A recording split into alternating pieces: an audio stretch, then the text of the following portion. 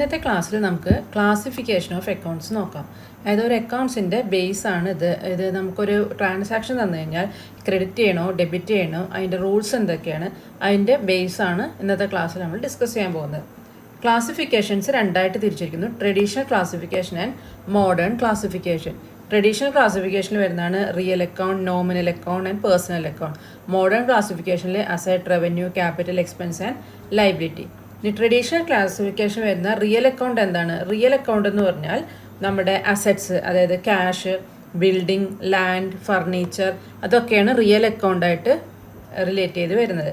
Nominal account ആണെങ്കിൽ income, expense, അതായത് salary, rent, interest, അങ്ങനത്തെ ഇൻകം അല്ലെങ്കിൽ എക്സ്പെൻസിനെ അല്ലെങ്കിൽ പ്രോഫിറ്റ് ഓർ ലോസ് ഇതിനെയൊക്കെയാണ് നോമിനൽ അക്കൗണ്ടിൽ വരുന്നത്.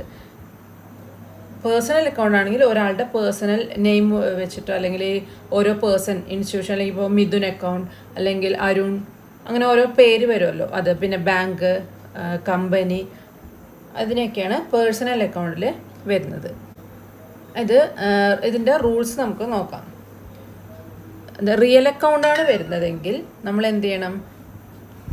റിയൽ അക്കൗണ്ട് മീൻസ് ഈ റിയൽ അക്കൗണ്ടാണ്, അതായത് അസറ്റാണ് അല്ലെങ്കിൽ ക്യാഷ്, ബിൽഡിംഗ്, അങ്ങനത്തെ കേസാണ് വരുന്നതെങ്കിൽ debit what comes in and credit what goes out. ഇത് നിങ്ങൾ പഠിച്ചു വയ്ക്കുക. ഈ ഒരു റൂൾസ് കൃത്യമായിട്ട് പഠിച്ചു വെച്ച് കഴിഞ്ഞാൽ ഒരു ട്രാൻസാക്ഷൻ കിട്ടിയാൽ അതിന് നമ്മൾ മനസ്സിലാക്കുക, അത് നന്നായിട്ട് വായിച്ച് മനസ്സിലാക്കുക. ഒരു മലയാളത്തിലേക്ക് ഒന്ന് മനസ്സിലാക്കിയാൽ തന്നെ നമുക്ക് മനസ്സിലാവും എന്താണെന്ന്. Debit what comes in and credit what goes out.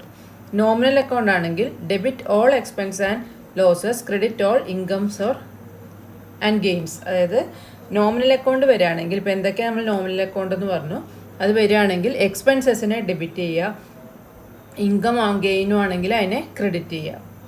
Personal account ആണെങ്കിൽ റിസീവറിനെ debit the receiver and credit the giver.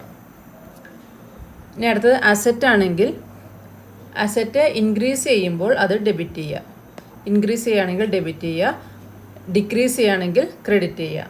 Liability decrease ചെയ്യുകയാണെങ്കിൽ ഡെബിറ്റ് ചെയ്യുക, ഇൻക്രീസ് ചെയ്യുകയാണെങ്കിൽ ക്രെഡിറ്റ് ചെയ്യുക. ക്യാപിറ്റൽ ഡിക്രീസ് ചെയ്യുകയാണെങ്കിൽ ഡെബിറ്റ് ചെയ്യുക, ഇൻക്രീസ് ചെയ്യുകയാണെങ്കിൽ ക്രെഡിറ്റ് ചെയ്യുക.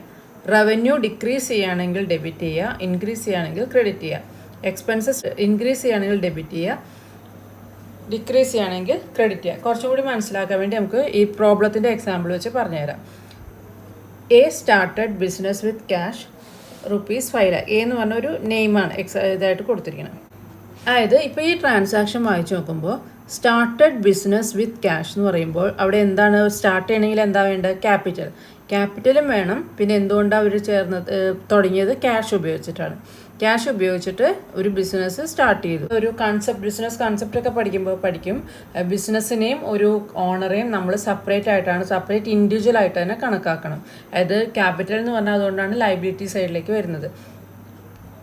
അത് ബിസിനസ് വേറെ, ഓണർ വേറെ, രണ്ടും സെപ്പറേറ്റ് ആണ്. അതുകൊണ്ടാണ് ഓണർ നമ്മൾ ക്യാഷ് വിഡ്രോ ചെയ്യുമ്പോൾ, പേഴ്സണൽ യൂസിന് വിഡ്രോ ചെയ്യുമ്പോൾ വിഡ്രോവലായിട്ട് കണക്കാക്കുന്നത്. A started business with cash ₹5 lakh എന്ന് പറയുമ്പോൾ അവിടെ ക്യാഷും വരുന്നുണ്ട്, ക്യാപിറ്റലും വരുന്നുണ്ട്. ക്യാഷ് എന്താണ്? നമ്മൾ അസറ്റ് ആണെന്ന് പഠിച്ചു. അപ്പോൾ അസറ്റിൻ്റെ റൂൾ എന്താണ്? ഒരു ബിസിനസ്സിലേക്ക് ക്യാഷ് ഇറക്കുകയാണ്.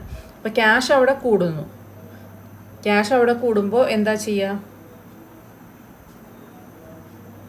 ഡെബിറ്റ് ചെയ്യുക. കണ്ടോ, അസറ്റ് ഇൻക്രീസ് ചെയ്യുമ്പോൾ ഡെബിറ്റ് ചെയ്യണം. അതേപോലെ ക്യാപിറ്റൽ ഒരു ലൈബിലിറ്റിയാണ്. ആ ക്യാപിറ്റൽ ലൈബിലിറ്റി കൊണ്ട് അത് ഇൻക്രീസ് ചെയ്യുമ്പോൾ എന്താ ചെയ്യേണ്ടത്? ക്രെഡിറ്റ് ചെയ്യുക.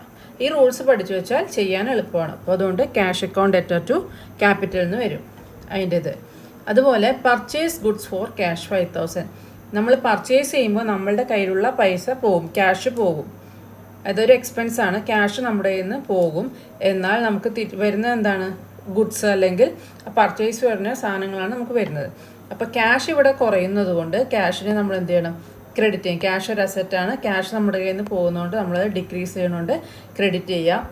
എന്നാൽ പർച്ചേസ് ചെയ്യുമ്പോൾ എന്താണ്? അതൊരു എക്സ്പെൻസാണ്. അപ്പോൾ അത് ഇൻക്രീസ് ചെയ്യുമ്പോൾ, ഗുഡ്സ് ഇൻക്രീസ് ചെയ്യുമ്പോൾ നമ്മൾ എന്ത് ചെയ്യണം? ഡെബിറ്റ് ചെയ്യണം. Withdraw cash 10,000 from bank. ഇനി ബാങ്കിൽ നിന്നും ക്യാഷ് വിഡ്രോ ചെയ്തു. അപ്പോൾ ബാങ്കിൽ നിന്നും ക്യാഷ് വിഡ്രോ ചെയ്യുമ്പോൾ എന്താണ് അവിടെ സംഭവിക്കുന്നത് എന്ന് മനസ്സിലാക്കി വയ്ക്കുക. അതായത് നമ്മുടെ കയ്യിലുള്ള ക്യാഷ് കൂടുന്നു, ബാങ്കിൽ എന്താണ്? കുറയുന്നു, അല്ലേ? നമുക്കിപ്പോൾ ഒരു 1,000 rupees ബാങ്കിലുണ്ടെന്ന് വയ്ക്കുക. ആ ബാങ്കിൽ നിന്ന് നമ്മൾ ഒരു 500 rupees വിഡ്രോ ചെയ്യുമ്പോൾ ബാങ്കിൽ ബാക്കി കുറയുന്നു, 500 നൈമിൻ്റെ കയ്യിൽ 500 വരുന്നു. അപ്പോൾ അത്രയേ ഉള്ളൂ സിമ്പിളായിട്ട് നോക്കുകയാണെങ്കിൽ. ക്യാഷ് അവിടെ ഇൻക്രീസ് ആവുന്നതുകൊണ്ട്